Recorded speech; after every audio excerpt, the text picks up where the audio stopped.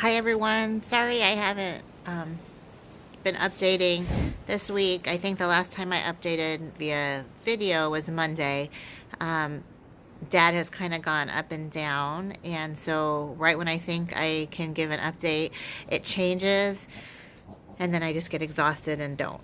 So feel free to always reach out like you have been, and I apologize if I'm not responding. Usually, if you can get Debbie or Dusty, or usually even Aunt Margie kind of knows the story if you want to reach out to them too. But you're always welcome to reach out to me, and um, when I then find some energy, I'll reach out back. So, like I said, the week's gone up and down. On Wednesday, his second COVID test came back negative, which we celebrated. At that point, he moved back to the oncology unit and had a pretty good day on Wednesday.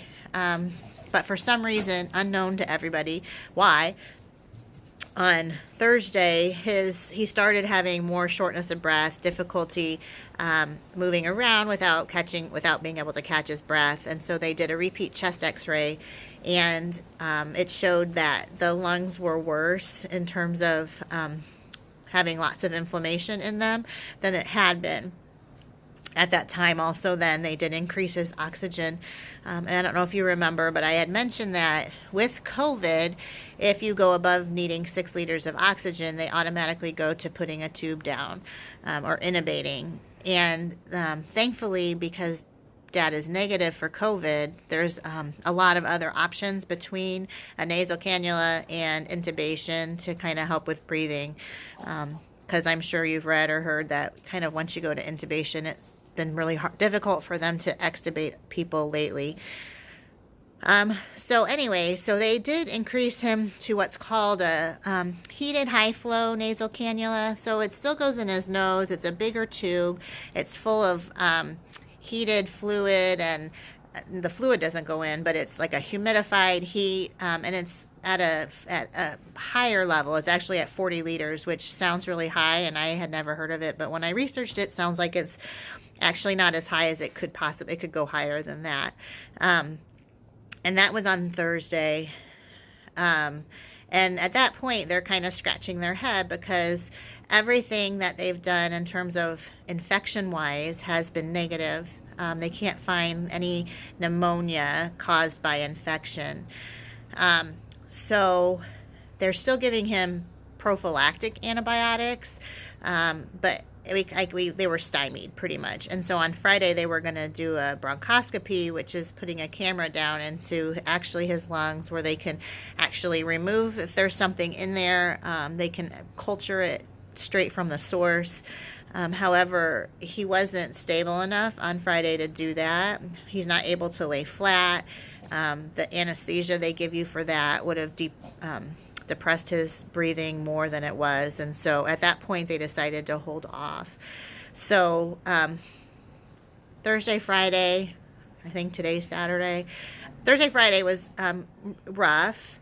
Not really knowing what was going on. Sometimes it seems things seemed good, sometimes they didn't. Certainly this week has been super peaks and valleys, which is hard for everybody. But luckily for Dad, he still has his perky, happy sense of humor. He still makes as many jokes as he can with his staff, has a beautiful, optimistic outlook. Says actually, even yesterday and today, he says he feels better than he has in 15 days. So all of those things are a blessing, and we are grateful for that, that he does not appear to be suffering. So today he seems to be stabilized. Yesterday, so the same residents have been following him this week, and so that's the best way to get a clear picture from day to day. And yesterday they felt like he was declining. Today they feel like he's stable, so hasn't really made any up or down changes from yesterday. We did add a steroid, an IV steroid now, in hopes of treating whatever random process is going on in his lungs. Since we don't think there's any infection, adding a steroid will help combat if there's any like autoimmune type of things. If his own body is fighting against his lungs, it'll help with that. So this morning he is, for lunch, he's been up to the chair. It takes two people to help him get there, but he did. He is getting to eat a little bit. He has been, appears to be scrolling through texts and old texts and answering them, sending new texts. I think, if he's able to take phone calls. Sometimes he does get short of breath or start coughing. But today he has seemed a little bit stronger and a little bit more able to have a conversation. Again, we still have the MDS, which is that blood cancer, and really it's kind of just on hold right now. They don't want to treat it because treating it with a chemotherapeutic agent is going to make him have more immunosuppression. So it's kind of just sitting there until we figure out what's going on with his lungs. The two really aren't, as far as we can tell, aren't related, although I'm sure there's something that's intertwined. But right now we're really just trying to get his oxygen weaned down, get him more stable so that he can have a bronchoscopy on Monday or Tuesday, where we can find out more about what's going on with his lungs.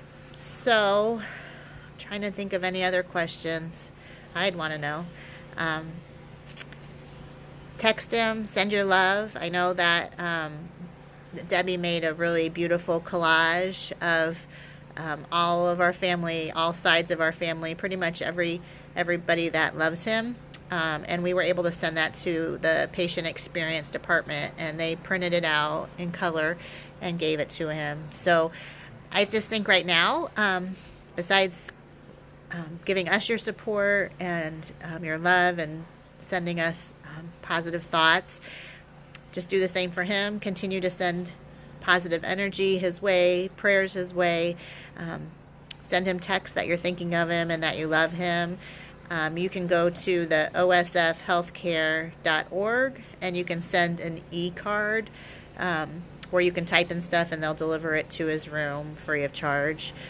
Really anything just to kind of keep his spirits up. We're going on 2 weeks on Monday that he's been there without family, alone without family and friends. I mean, he certainly has a lot of healthcare people there, but none of us, which I'm sure is, you can imagine, is probably the most challenging part of this whole experience. But there's many people across the country that are going through the same thing. So grateful for the small things that make us happy, that make us feel like he's getting the best care possible, and try to just realize it's out of our control. And all we can do is just keep communicating with his healthcare team and with God. So thanks for everything. Thank you for being with us. Sure sorry that we can't actually get back to each and every one of you, but just know that we really appreciate your love and support. I hope you have a beautiful Saturday.